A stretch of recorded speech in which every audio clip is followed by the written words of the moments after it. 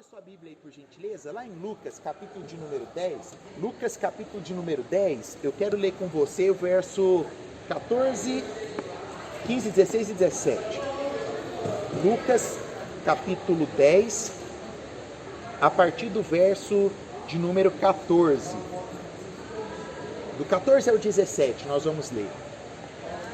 Hoje nós estamos na nossa série Perguntas Complexas, Simples Respostas, e a pergunta complexa de hoje é: posso ter alegria em minha vida?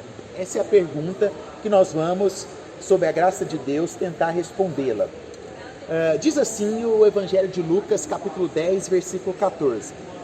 Certo dia, Jesus expulsou um demônio que deixava um homem mudo, e quando... Aliás, eu estou no 11, gente, desculpa. Minha página virou aqui, eu não percebi. Voltando aqui então, né? Lucas capítulo 10, versículo 14. Agora sim. Eu lhes digo que no dia do juízo, Tiro e Sidom serão tratadas com menos rigor que vocês. E você, Cafarnaum, será levada até o céu? Não descerá até o lugar dos mortos? Então disse aos seus discípulos: quem aceita sua mensagem também me aceita. E quem os rejeita também me rejeita. E quem me rejeita também rejeita aquele que me enviou. Agora o verso 17. Quando 72 discípulos voltaram, relataram com alegria: Senhor, até os demônios nos obedecem pela sua autoridade. Então ele lhes disse: vi Satanás caindo do céu como um relâmpago. E eu lhes dei autoridade para pisarem sobre cobras e escorpiões e sobre todo o poder do inimigo. Nada lhe causará dano. Mas não se alegrem, porque os espíritos impuros lhes obedecem. Alegrem-se, porque os seus nomes estão registrados nos céus. Deixa a sua Bíblia aberta aí nessa passagem, porque no meio do nosso estudo aqui nós vamos retornar nela, porque você viu que ela fala um pouco sobre o nosso tema de hoje, que é alegria, né? Dentro dessa resposta, né? Dentro dessa pergunta, alcança a minha mochila aqui, por favor, Tebas. Nós temos como base de estudo hoje alguns escritos de Sproul e esse livro de C.S. Lewis, que fica como recomendação de leitura para você, né? Surpreendido pela alegria. Um livro muito interessante. Não vou dar spoiler para vocês, mas se eu falar um pouquinho vai ser spoiler. Então, dica de leitura está aqui, tá? Baseado, né, nessa leitura e nos escritos de Sproul, nós vamos tentar falar um pouco sobre essa palavra alegria, que é muito comum na Bíblia, principalmente quando nós pegamos, por exemplo, ali Salmo, né? Salmo fala muito de alegria. Os salmistas, né, têm a alegria como uma palavra-chave ali dentro dos seus escritos. Se nós pegarmos, por exemplo, Salmos capítulo 30, versículo 5, fala para mim o que está escrito lá. Talvez você não lembre, mas você vai lembrar agora. O choro vai à noite, mas a alegria vem pela manhã, né? Você já ouviu muitas vezes esse versículo, e principalmente por conta dessa palavra, né? A alegria que está ali, né? Que você vira para uma pessoa que está triste e fala: não fica triste não, o choro dura uma noite, mas a alegria vem amanhã, né? Entretanto, dentro do nosso contexto ocidental, há uma espécie de pequena confusão, né? E uma mistura da palavra alegria com o termo felicidade, né? E essa confusão acaba desmerecendo muito aquilo que a Bíblia trata como alegria. Por exemplo, algumas traduções, eu não sei se é a sua, se você abrir lá em Mateus capítulo 5, no Sermão das Bem-aventuranças, talvez esteja traduzido no lugar de bem-aventurado como feliz, né? Algumas traduções colocam essa palavra no lugar de bem-aventurado. Todavia, nós que já estudamos bastante o Sermão do Monte, né? Fica o convite aí, né, para a próxima temporada do Sermão do Monte, temporada Pai Nosso, né? Vai ser muito legal. Mas nós estudamos desde o início do ano e vimos que essa palavra bem-aventurado, ela vai muito mais além do que feliz, do que própria felicidade, né? Ela trata-se de uma alegria completa. Se nós pegarmos, por exemplo, a palavra original, né, do grego, é a palavra makarios, que simboliza feliz, ou aquele que está transbordando de alegria, né?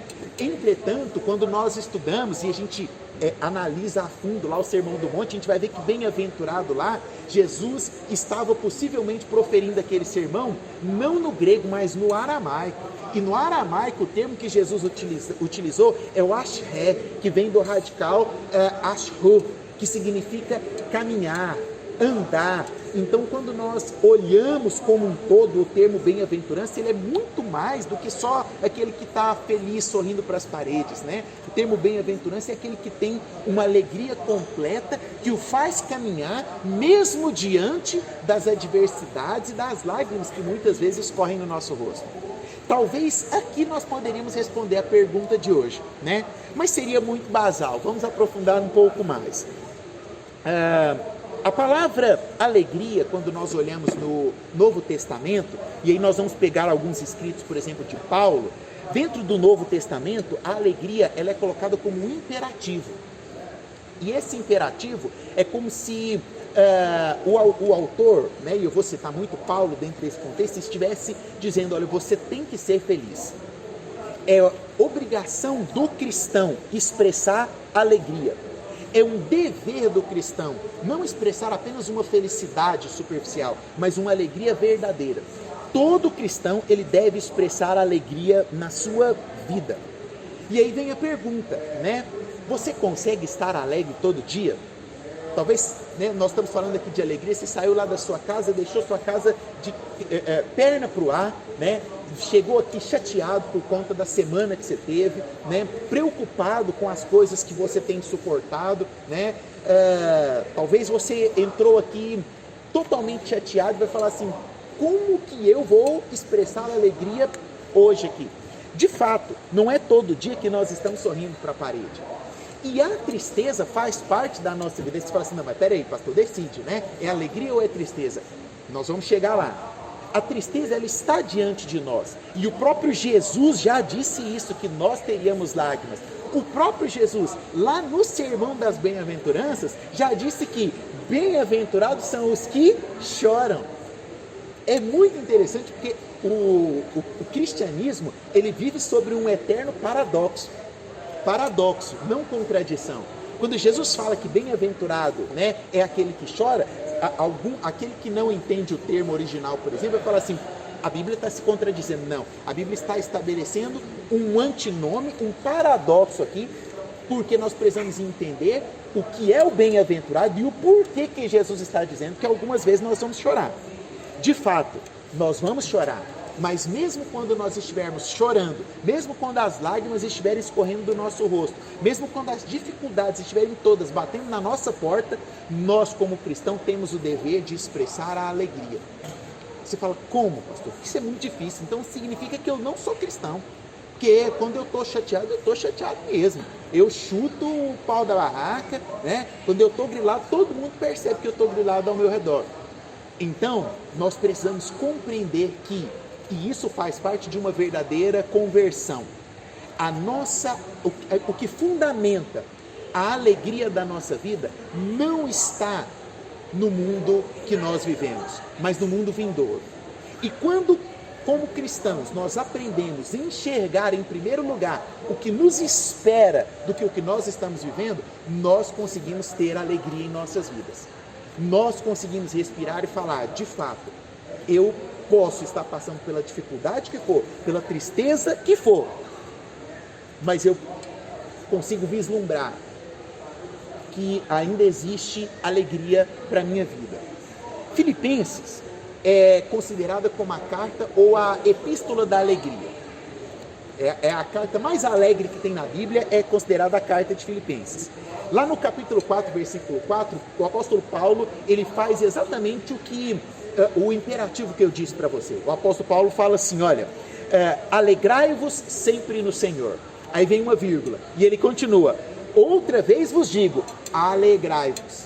Paulo está mandando você que é cristão ser alegre. Agora, sabe o que é mais interessante de tudo? Sabe onde que Paulo estava quando ele escreveu essa carta? Paulo estava preso. Olha que coisa, que paradoxo. Paulo preso, acorrentado ali, algemado, na prisão, ele pega a caneta, respira fundo e fala assim: gente, se alegre. Você concorda comigo que se Paulo escrevesse uma carta de pesar, uma carta de exortação, essa carta talvez estaria na Bíblia? Com certeza.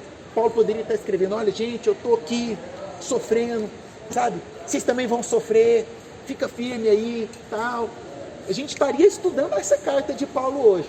Entretanto, Paulo lá na prisão escreve: alegrai-vos, com um objetivo fundamental. Ele não fala assim, alegrai-vos em qualquer coisa, sorria para as paredes, saia rindo para todo mundo. Você viu aquele videozinho do garotinho que entra dentro do avião e sai cumprimentando todo mundo? Né? Você não precisa ser o garotinho do avião que cumprimenta todo mundo. Não. Você precisa ser como Paulo nos ensina, porque ele fala assim, não é em qualquer coisa que você tem que alegrar. Paulo diz, capítulo 4, versículo 4, alegrai-vos no Senhor. É aqui que encontra um dos segredos. Ainda que as circunstâncias ao meu redor me impeçam de estar alegre, ainda que as lágrimas escorram no meu rosto, ainda que ninguém saiba a situação que eu estou passando, de dificuldade, de opressão, ainda que ninguém saiba o momento que eu estou passando na minha vida, eu preciso me alegrar, porque a minha alegria não está na circunstância ao meu redor, a minha alegria está no Senhor. É isso que Paulo nos ensina: alegrai-vos no Senhor. A Bíblia, ela é muito clara quando ela fala dos frutos do Espírito. Alguém pode abrir para nós aí? Eu gostaria de ler, uma pessoa abre por gentileza em Gálatas capítulo 5, 22, e outra pessoa abre por gentileza em 1 Coríntios capítulo 12, versículo 4. Gálatas capítulo 5, versos 22 e 1 Coríntios 12, 4. Vamos começar por 1 Coríntios capítulo 12, versículo 4. Pode ler do 4 até o 11, o texto quase todo aí, quem abriu em Coríntios. Quem abriu? Fica em pé para ficar mais audível para todo mundo. Há diferentes tipos de dons, mas o Espírito é o mesmo. Há diferentes tipos de ministérios, mas o Senhor é o mesmo. Há diferentes formas de atuação, mas é o mesmo Deus que efetua tudo em todos. A cada um, porém, é dada a manifestação do Espírito visando o bem comum. Pelo Espírito, a um é dada a palavra de sabedoria, a outro a palavra de conhecimento, pelo mesmo Espírito. A outro fé, pelo mesmo Espírito. A outro dons de cura, pelo único Espírito. A outro poder para operar milagres, a outro profecia, a outro discernimento de espíritos, a outro variedade de línguas e ainda a outra interpretação de línguas. Todas essas coisas, porém, são realizadas pelo mesmo e único Espírito, e ele as distribui individualmente a cada um conforme quer. Amém. Obrigado, Felipe Tebas. Agora, quem abriu em Gálatas capítulo 5, lê para nós o verso 22. Só o 22? Só o 22. Mas o Espírito produz este fruto: amor, alegria, paz, paciência, amabilidade, bondade e fidelidade, mansidão e domínio próprio. Não há lei contra essas coisas. Muitíssimo obrigado. Leu exatamente na versão que eu queria ainda, né? Nós vimos aqui dois versículos, dois textos, ambos falando de algo que é do Espírito, certo? O texto que o Felipe leu fala dos dons, todo mundo comigo? O que o Felipe leu fala dos dons do Espírito. E o que a Aline leu fala dos frutos do Espírito. O que o Felipe leu nos deixa muito claro que os dons do Espírito são dados a cada um de forma singular, de acordo com quem? De acordo com aquilo que a gente pede? Não, de acordo com o Espírito. Distribui. Eu vou te dar um, você vai ter esse, e aí são vários, né? Se nós estudarmos mais profundamente o que Paulo fala, nós vamos investigar esses dons, né? O dom de profecia, o dom do ensino e por aí vai. Entretanto, quando nós olhamos o mesmo apóstolo Paulo, lá no livro de Gálatas, falando sobre os frutos do Espírito, ele não fala que os frutos do Espírito são dados a cada um. Os frutos do Espírito são manifestações. Quem aqui é uma semente que foi plantada pelo Senhor, regada pelo Senhor e está crescendo todos os dias? Toda árvore dá frutos. Isso significa que você não foi escolhido para dar apenas o fruto da longanimidade. Não. A Bíblia está dizendo ali no versículo 22 do apóstolo Paulo, fala que como cristão nós precisamos dar todos os frutos do Espírito. Jesus te deu um tipo de dom, e aí tem gente que tem um ou dois e tal, nunca vi ninguém que tem todos os dons, né? O super power mega cristão, né?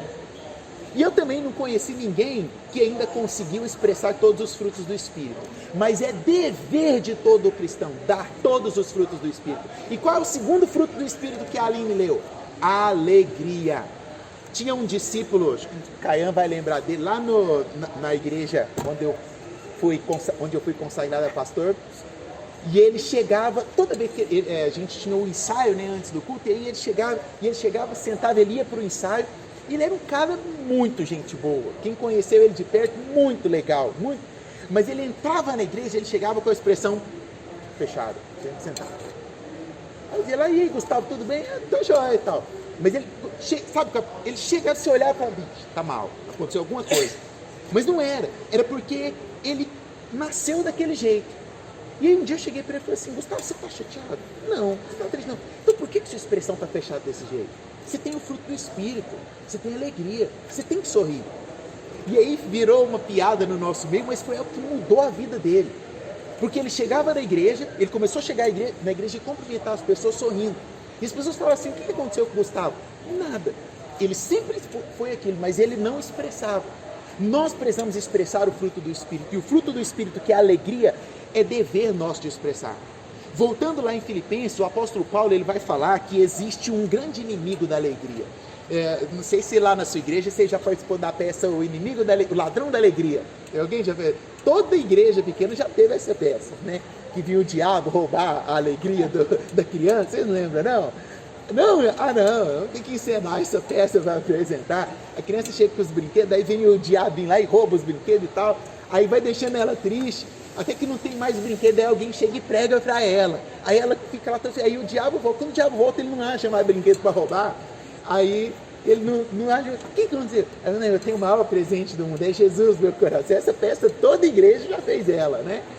E o sonho de toda criança era ser o diabinho, né? Veio lá roubar os brinquedos, né? Tem o chocolate que o diabo roubava e saía comendo, era por isso que a gente queria ser ele, né? Mas enfim, o maior inimigo da nossa alegria, a gente às vezes acha que é a tristeza. Nossa, estou passando por um momento difícil na minha vida profissional, estou desempregado, aconteceu isso, aquilo. Mas não é. Se nós olharmos lá em Filipenses, um pouquinho antes, né, aliás, um pouquinho depois dos versos que eu citei, né, lá no capítulo 4, versículo 4, o apóstolo Paulo fala, né, alegrai-vos no Senhor, outra vez vos digo, alegrai-vos no Senhor. E aí Paulo ele vai continuando e ele fala o seguinte, ele fala assim, ó, não andeis ansiosos. Se existe um inimigo da nossa alegria, esse inimigo se chama ansiedade. A ansiedade é o que rouba a sua alegria. É a ansiedade que te deixa preocupado, que fica te cutucando para você pensar na segunda-feira, fica te cutucando para você pensar no amanhã. E isso rouba a sua alegria. Mas, consequentemente, nós vemos Jesus lá no próprio Sermão do Monte, falando, não andeis ansiosos com aquilo que está por vir, não andeis ansiosos com as coisas que vão acontecer. Não é isso que Jesus fala? Nós ainda não entramos nessa parte lá no Sermão do Monte, né? Mas Jesus fala assim, olha, já viram os lírios do campo? Quem é que veste os lírios do campo, né? Ninguém. Mas é por isso que eu estou te dizendo, não se preocupe, porque se eu consigo vestir os lírios do campo, a sua preocupação não é nada diante de mim. Vamos contextualizar? É isso que Jesus está dizendo para você hoje. Não deixe a ansiedade pelo seu futuro de 2023 roubar a alegria do seu coração. Não deixe a ansiedade que está no seu coração aí, né? Quanto àquilo que, nossa, aconteceu um desastre nas eleições, eu não sei como é que vai ser o ano que vem, minha vida está toda bagunçada. Deixe-me te dizer uma coisa, não andeis ansiosos, não deixe a ansiedade roubar a alegria do seu coração. Entretanto, em tudo, fortalecei-vos no Espírito do Senhor, sede fortalecidos no Espírito do Senhor, e que Ele renove a sua esperança, que Ele renove a sua fé, e que, consequentemente, você consiga expressar essa verdadeira alegria. Para partirmos para o momento final, né, do nosso estudo, vamos responder duas perguntas dentro dessa pergunta geral que nós temos aqui. A primeira delas é, qual o motivo da nossa alegria? E o segundo é, como entender a alegria? Sobre o motivo da alegria, se nós pegarmos o que Tiago diz lá em capítulo 1, versículo 2, ele diz assim, meus irmãos, tende por motivo de toda alegria passar por várias provações. Olha que coisa. Você já começa a entender, não é? No início estava tudo meio... Agora você fala assim, agora eu sei por que Tiago está falando que eu tenho que me alegrar quando eu passar por tribulação. Porque não é a tribulação aqui que é o motivo da minha verdadeira alegria. É aquilo que está por vir. E nós poderíamos ir além. Todas as vezes que nós olharmos de agora em diante as tribulações que nós estamos passando, nós precisamos lembrar de uma coisa. Você sabe que quem já jogou Uno? Todo mundo, né? Quem já brigou por Uno? Todo mundo, né? Todo mundo já teve uma treta no Uno. Sabe o Uno? Aquele das cartas, né? Tiago aqui está falando mais, se fosse a nova tradução na versão nossa de hoje, dos dias atuais. Né? Versão Tebas. Versão Tebas. Tiago estaria falando mais ou menos o seguinte, olha, não andeis ansiosos quando estiverdes comendo as cartas do monte. Porque no meio dessas cartas vai aparecer um +4 e um coringa. Sabe, quando você está pegando lá, você está triste, mandou você comer as cartas, aí de repente você pega uma carta, aparece aquela que tem todas as cores. Você não pode rir nem comemorar, você fala... Aí você continua comendo, até que... Não pode vir as cartas, que agora eu tenho o coringa na mão. É mais ou menos isso que o Tiago está falando. Ele está falando para você assim, olha... Tende por motivo de grande alegria passar por provação, passar por tribulação. Sabe por quê? Porque o cristão, quando ele está passando pela tribulação, vem pancada de um lado, vem pancada do outro, ele fala assim, eu não estou olhando, eu estou olhando para a carta coringa que está na minha mão, eu sei o que está vindo lá na frente, e o que Deus preparou para mim é muito melhor, como já diria C.S. Lewis, né, nesse livro aqui, ele vai citar exatamente essa frase, existem coisas muito maiores adiante de nós, do que qualquer uma daquelas que nós deixamos para trás. Deus tem grandes coisas para a sua vida, Deus tem grandes coisas para o seu futuro, Deus tem alegria para você, é isso que Tiago está falando. Se nós pegarmos, por exemplo, e formos lá para o Antigo Testamento, né?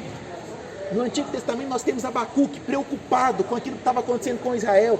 E Abacuque todo preocupado chega para Deus e pergunta, Deus, por que a nossa nação está passando por isso? Lá no capítulo de número 1, ele começa a expor diante de Deus, Deus, nossa nação está sofrendo, está assim, está assado.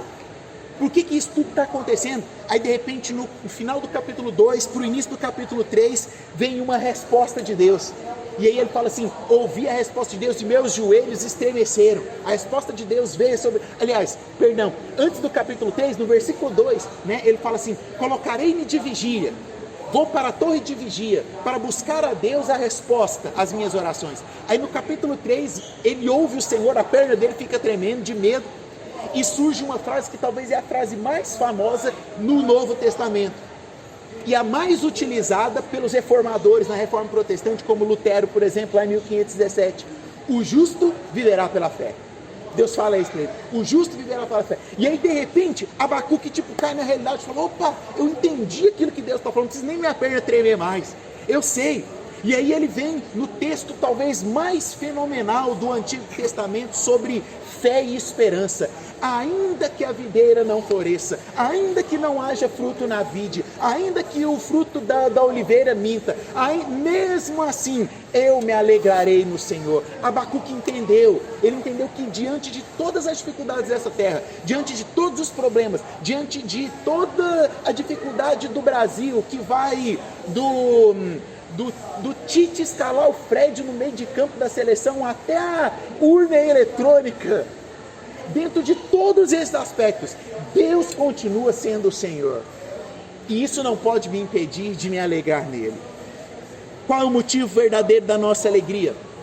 Nós poderíamos lembrar, por exemplo, lá da origem do Black Soul Music nos Estados Unidos, quando os negros, né, escravos, começavam a cantar. E a canção dos negros ali, dentro daquele período, escravos, subordinados, sem esperança, surge no subúrbio americano canções que vislumbravam o céu. Era o Black Spirit Music. Você já ouviu?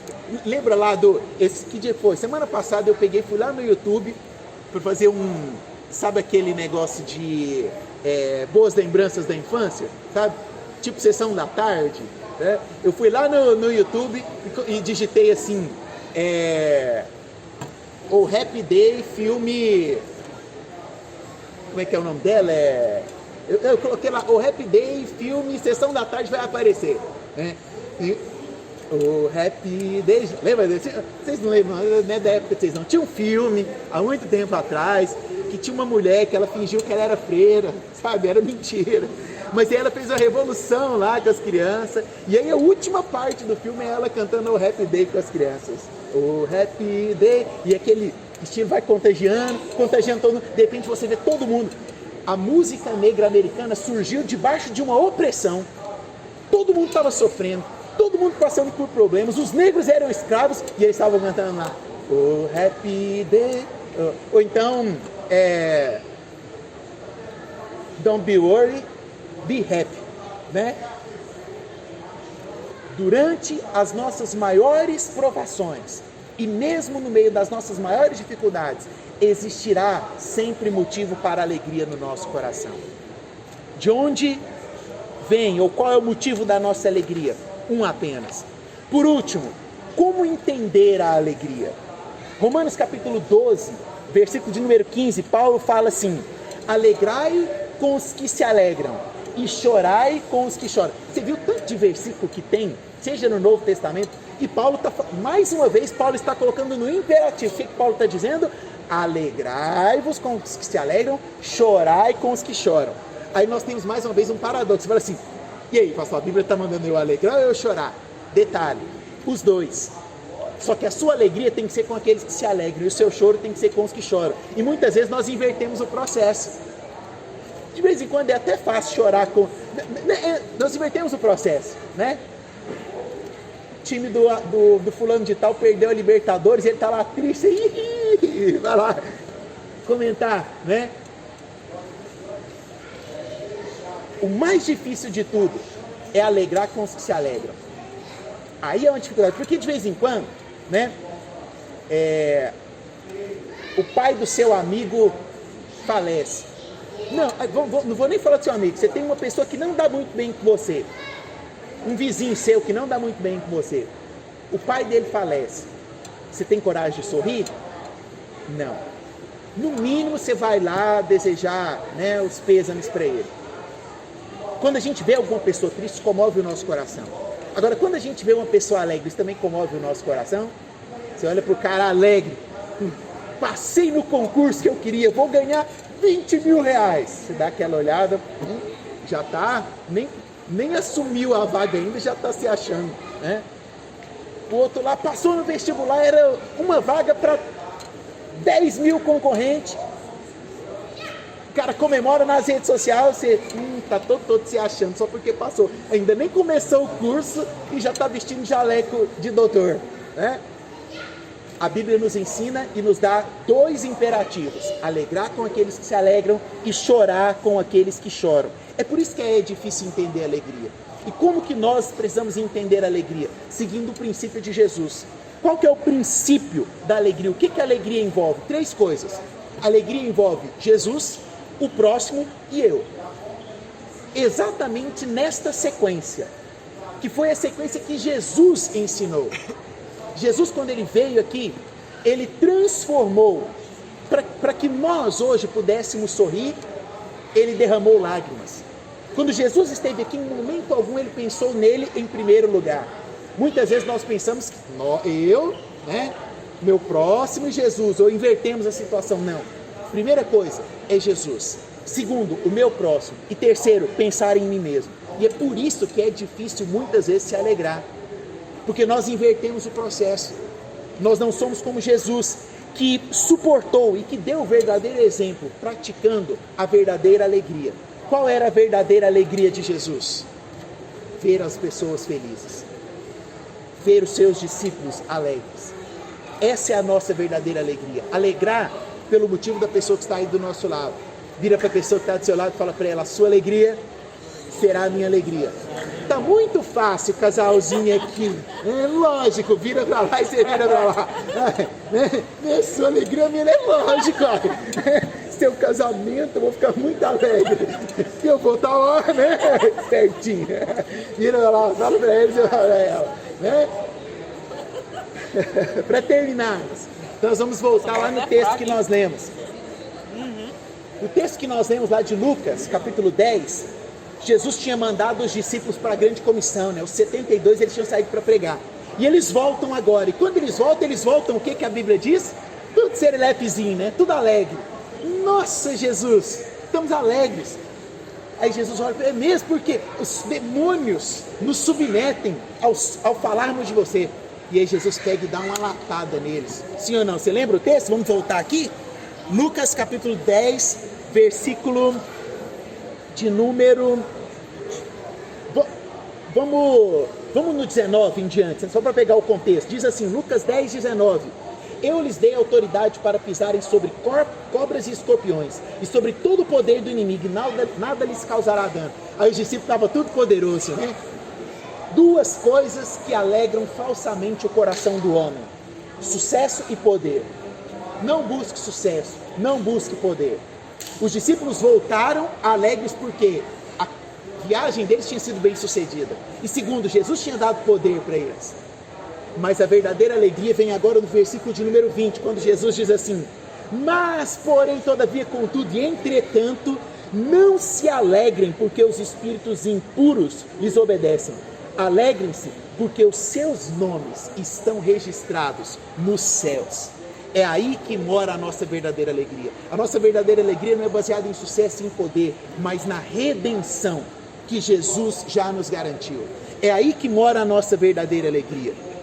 Para terminarmos, eu gosto muito quando Jesus se coloca no papel de figura de Deus no Novo Testamento. E existem vários momentos em que Jesus se coloca com esse verbo, que é o verbo ego eimi, do grego, né? Onde ele diz, eu sou, se comparando ao hebraico lá do Iavé. Jesus fala isso, por exemplo, muitas vezes em João. Na verdade, João cita Jesus falando. Jesus falou, eu sou o pão da vida, lá em João 6, 24. Jesus disse, eu sou a luz do mundo, lá em João 8, 12. Jesus disse, eu sou a porta, lá em João 10, 7. Jesus disse, eu sou o bom pastor, lá em João capítulo 10, versículo 14. E Jesus também disse, eu sou a ressurreição e a vida, lá em João capítulo 11, versículo 25. De todos esses, tem um eu sou, que é o que eu acho mais legal de todos. Todos são legais, né? Daria pra gente fazer um estudo, né? Who I am, quem é você? Eu sou. E a gente falar sobre... Dá um estudo legal, hein? Vamos fazer um estudo sobre isso? Pão da vida, luz do mundo, a porta, o bom pastor, ressurreição. Dá uma nova série, a videira. Eu nem vou falar tudo que eu ia falar da videira, não vou deixar guardado aqui. Vou falar. O eu sou que eu acho mais interessante é o de João capítulo 15. Quando Jesus fala, eu sou a videira verdadeira. Em primeiro lugar, Jesus ele se coloca como um exemplo de vida. O vinho era vida para aquela época, né? A árvore da vida, né? A videira, eu sou a videira. E segundo, eu não sou qualquer uma, eu sou a videira verdadeira. E aí dentro desse princípio, Jesus nos dá 3 itens para nós terminarmos respondendo essa pergunta, se nós podemos ter de fato alegria. A primeira delas, quando Jesus diz, eu sou a videira verdadeira, ele diz que aquele que está ligado em mim, este dá fruto. Aquele que está ligado na videira dá fruto. Todas as vezes agora que você lembrar de fruto, você não vai confundir mais com dom. Nunca mais você vai confundir. Dom, Deus te deu o dom de arrancar o dente do povo lá, né? Deus te deu o dom da engenharia. Dá choque nos outros. Dá choque? Dá choque nos outros. Deus distribuiu um monte de dons aqui. Dom da argumentação para Larissa, né? O dom da inteligência físico... Levanta a ferro, vou falar. Fisiológico, né? Do Richard, né? Levanta a ferro. Entretanto, além o dom que Deus deu para o Richard, né? Ele não deu ou deu, Felipe? Você está levantando quanto o supino? Não deu, né? E não vai colocar o bisturi também na mão do Richard. São dons diferentes. Agora, frutos do Espírito, Deus quer que todos vocês deem frutos do Espírito.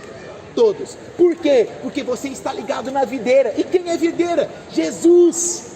Jesus é a videira e aquele que está ligado na videira dá muito fruto. Você tem que dar todos os frutos. Sugestão, quer uma sugestão? Decore, como o Vinícius já fez na vida, né? Você está decorado ou está...